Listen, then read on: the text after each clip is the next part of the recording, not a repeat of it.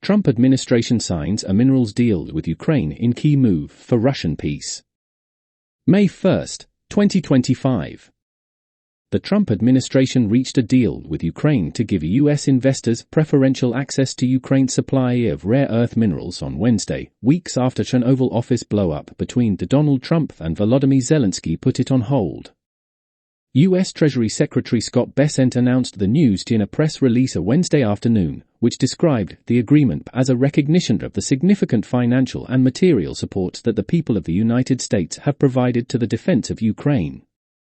As the president has said, the United States is committed to helping facilitate the end of this cruel and senseless war.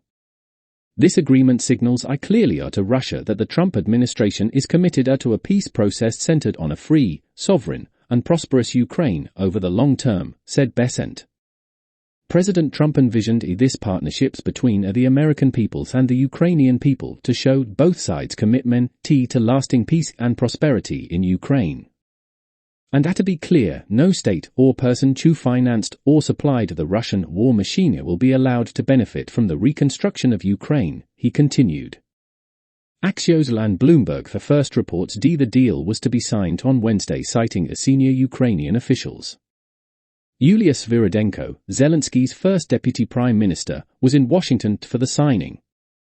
The agreement is a modification of a previous offer in which the U.S. demanded billions in repayment for past investments in Ukraine's defense.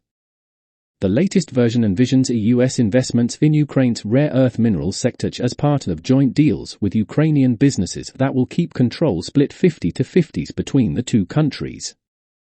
Investments will be tax-free, while Ukrainian exports of rare earth minerals to the U.S. will be immune from tariffs.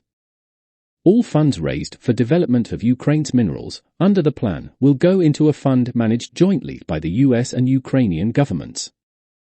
U.S. military assistance going forward will count towards that total, while Ukraine's prime minister said that it contained no obligations regarding previous U.S. military support. Bessent denied that any changes had been made from the U.S. side, though President Donald Trump has repeatedly demanded that Ukraine repay the billions in assistance approved under the Biden administration. The Independent reported that a previous iteration also created a pathway for U.S. control over some Ukrainian infrastructure. In February, the U.S. Treasury Secretary claimed that reaching such a deal would mean an effective security shield for Ukraine. The final deal would also provide for Ukraine's continued full control over subsoil, its infrastructure, and natural resources, Prime Minister Denys Shmyhal said, according to the Kiev Independent. By the Independent story by John Bowden and Sam Kiley, May 1, 2025.